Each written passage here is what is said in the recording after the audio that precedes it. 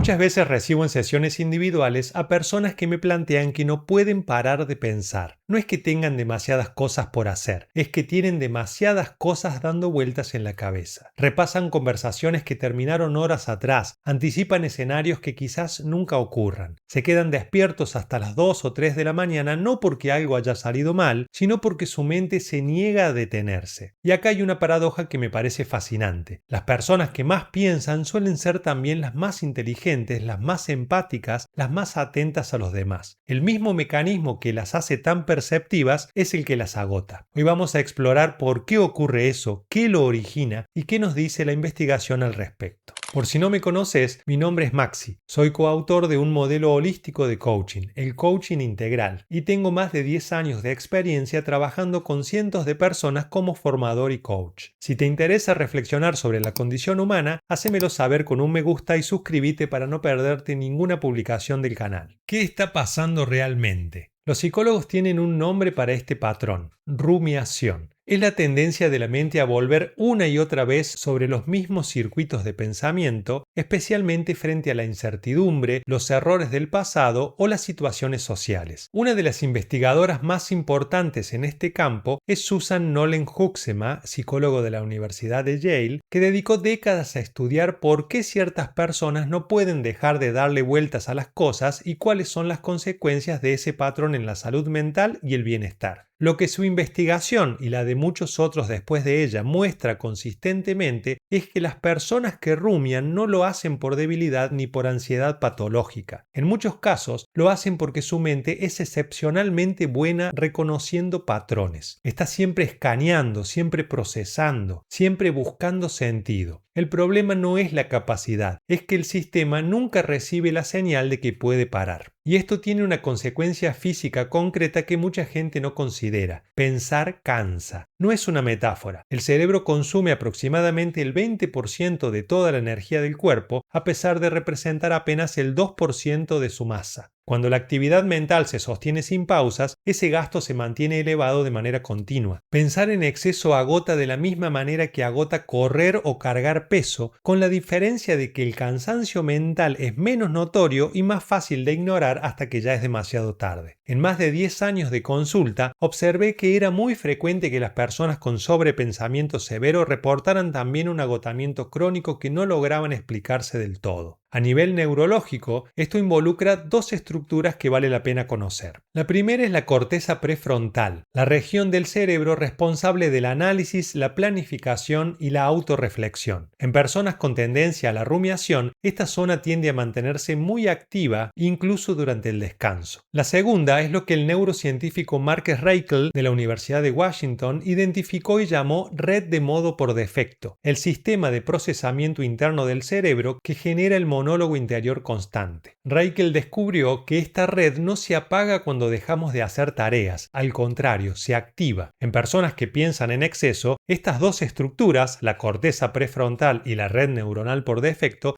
trabajan en tándem de manera casi ininterrumpida. El resultado es una mente que está esencialmente siempre en línea, siempre auditando, siempre ensayando respuestas a conversaciones que todavía no ocurrieron. Este patrón, en la mayoría de los casos, no empieza en la adultez. Empieza en la infancia o la adolescencia, muchas veces en entornos donde los resultados eran impredecibles. Cuando un chico crece en un ambiente donde los estados de ánimo cambiaban sin aviso o donde los errores tenían consecuencias desproporcionadas, el cerebro aprende una estrategia muy lógica de supervivencia: anticipar todo. Si puedo predecir lo que viene, quizás puedo protegerme. Desde ese ángulo, el sobrepensamiento no es un defecto, es una adaptación. Un sistema nervioso inteligente haciendo exactamente lo que fue entrenado para hacer. Y esto lo veo confirmado una y otra vez en consulta. Detrás de casi todo rumiador crónico hay una historia de entorno impredecible que el sistema nervioso nunca terminó de procesar como seguro. Por otra parte, no toda rumiación es igual. Los psicólogos distinguen principalmente dos tipos. El primero es la rumiación reflexiva. La persona se vuelca hacia adentro para entenderse, procesar emociones y darle sentido a lo que vive. En dosis razonables, eso es una fortaleza real. Está asociado a mayor inteligencia emocional emocional y autoconocimiento más profundo. El segundo tipo es la rumiación angustiante, un patrón más pasivo donde la persona da vueltas alrededor del problema sin avanzar hacia ninguna resolución. Es acá donde el sobrepensamiento empieza a cobrar un alto precio, en calidad de sueño, en parálisis para tomar decisiones, en ansiedad social que crece con cada interacción analizada en exceso. Lo complicado es que la mayoría de las personas oscilan entre los dos. Un momento de reflexión puede deslizarse casi sin que uno lo note hacia una espiral. Y como el pensamiento se siente productivo, la mente está activa, trabajando, es genuinamente difícil darse cuenta de cuándo uno cruzó de procesar a rumiar. Los psicólogos cognitivos describen esto como una ilusión de progreso mental. La mente siente que está resolviendo algo, pero en realidad está dando vueltas en círculo. Y acá entra un mecanismo que Daniel Kahneman, psicólogo ganador del Premio Nobel y autor de Pensar rápido, pensar despacio, ayudó a iluminar con su investigación sobre cómo opera la mente. El cerebro libera pequeñas dosis de dopamina durante el acto de resolver problemas, incluso problemas imaginarios. Entonces, cuando alguien analiza un escenario desde todos los ángulos, construye argumentos mentales, ensaya respuestas posibles, el cerebro recibe una pequeña recompensa química. No por llegar a una conclusión, sino simplemente por pensar. Por eso decirle a alguien deja de darle vueltas es neurológicamente ingenuo. El cerebro tiene un incentivo químico para seguir. Aquí viene algo que me parece importante y que no es lo que la mayoría espera escuchar. La investigación muestra que las personas con mayor tendencia a la rumiación también obtienen puntajes significativamente más altos en empatía cognitiva, la capacidad de entender y anticipar cómo piensan y sienten los demás. Son en promedio más sensibles a los matices sociales, más conscientes de cómo impactan sus palabras, más atentas a lo que no se dice en una conversación. El mismo motor que hace tan agotador el sobrepensamiento es también lo que hace a estas personas notablemente perceptivas. Pero percepción sin resolución agota. Y esa es la tensión en la que viven algunos de mis consultantes. Notan todo, sienten el peso de todas las posibilidades y sin embargo cuanto más piensan, más difícil se vuelve la claridad, porque la mente no puede pensar la salida de todos los problemas. Algunos tienen que sentirse, decidirse o simplemente soltarse. El primer paso es entender qué está pasando realmente. La rumiación no es un rasgo de personalidad fijo ni una condena. Es un hábito construido, sostenido por un sistema de recompensas bioquímicas que le da a la mente una pequeña dosis de satisfacción por el solo hecho de seguir pensando, aunque ese pensamiento no lleve a ninguna parte. El problema es que ese sistema consume una cantidad enorme de energía a cambio de muy poco bienestar real. Es un intercambio que, visto así, no cierra. Y las personas que viven predominantemente en el plano mental, que procesan todo, que analizan todo, que habitan el mundo a través del pensamiento, necesitan aprender a cultivar una relación genuina con el momento presente y con el cuerpo físico. No como una técnica de emergencia cuando la mente se desboca, sino como un entrenamiento sostenido y una nueva forma de vivir. El movimiento, la naturaleza, los vínculos humanos presentes, las experiencias sensoriales, todo eso es una fuente de energía y bienestar que existe por fuera del circuito mental y que está disponible todo el tiempo. De la misma manera que el entrenamiento en el pensamiento llevó a estas personas a vivir demasiado en su mente, un entrenamiento en la dirección opuesta puede llevarlas hacia un equilibrio más sano. No se trata de dejar de pensar, se trata de ampliar el repertorio, de aprender a recibir bienestar de otras formas hasta que eso también se vuelva natural, hasta que la mente, en lugar de ser el único canal por donde entra la vida, pase a ser uno más entre varios. Pero hay una capa que vale la pena mencionar porque sin ella el trabajo queda incompleto.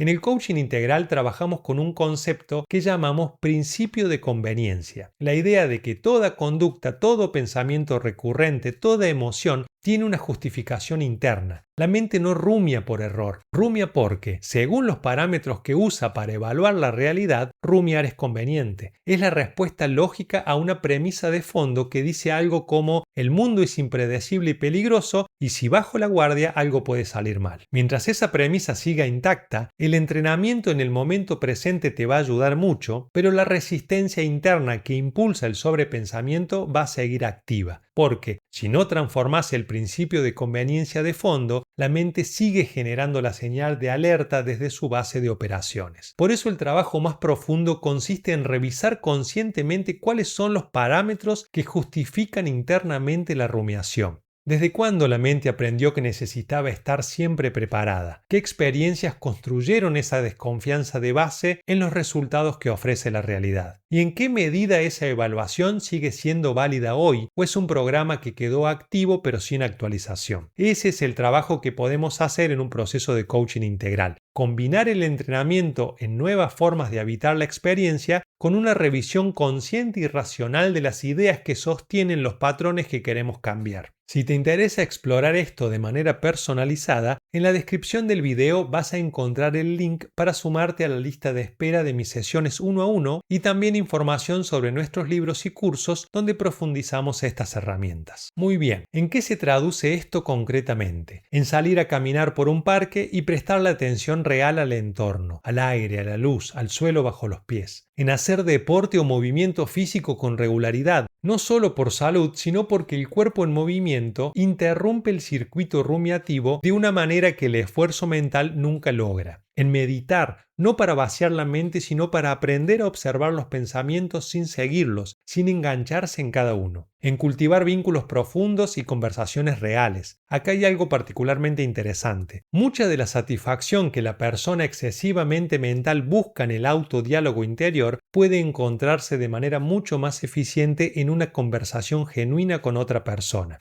El diálogo profundo con alguien de confianza no solo alivia la carga, sino que aporta perspectivas nuevas, rompe los circuitos cerrados del pensamiento solitario y genera conexión, que es otra fuente poderosa de bienestar. También el contacto directo con la naturaleza, exponerse al sol, al agua, a la tierra, al aire libre, practicar alguna forma de expresión creativa como el arte, la música o la escritura, ir a pescar, ocuparte del jardín, cocinar con atención, trabajar con las manos y aprender a descansar de verdad, no solo frenar el cuerpo, porque hay personas que detienen el cuerpo pero no la mente y eso no es descanso. Observar el cuerpo, atender sus señales, aprender a habitarlo conscientemente, todo eso es una fuente de energía y bienestar que las personas demasiado mentales suelen tener completamente desatendida. Vale aclarar que este desequilibrio también puede darse en sentido opuesto y es igualmente problemático. Hay personas que viven casi exclusivamente en el plano de la acción y los resultados externos. Hacen, producen, se mueven, reaccionan, pero rara vez se detienen a reflexionar, a conocerse, a deliberar con profundidad. Para ellas, el camino hacia el equilibrio va en la otra dirección, aprender a desarrollar sus facultades reflexivas, a profundizar en el autoconocimiento, a tomar decisiones más conscientes y a habitar su propia interioridad con mayor riqueza. El equilibrio humano tiene esas dos mitades y cada persona necesita trabajar la que tiene menos desarrollada. Lo que todo esto señala es que el pensamiento excesivo no es un defecto de carácter, no es evidencia de inestabilidad ni de debilidad, es en su raíz una mente muy activa que aprendió a mantenerse alerta en un mundo que en algún momento le resultó incierto. Todos cargamos patrones cognitivos moldeados por experiencias que no elegimos. Comprenderlos no los borra, pero sí cambia cuánto poder tienen sobre nosotros. Y a veces ese entrenamiento es exactamente el punto de partida. Como recomendación final, la estrategia de bajar al cuerpo y aprender a habitar el plano físico te da alivio y te ayuda a compensar el exceso de actividad mental. Por otra parte, la investigación y corrección de tus premisas internas te devuelve la libertad desde la base en la que se origina la rumiación. Empezá por las acciones corporales, pero si querés que esto cambie de raíz, el trabajo es más profundo. Si encontraste útil lo que conversamos, déjame un me gusta y contame en los comentarios si te reconoces en alguno de los patrones que mencioné. Eso me ayuda a saber qué tema seguir desarrollando. Ahora te dejo un video excelente sobre el mismo tema en el que explico otros aspectos del sobrepensamiento y te comparto nuevos recursos para resolverlo. Nos vemos ahí.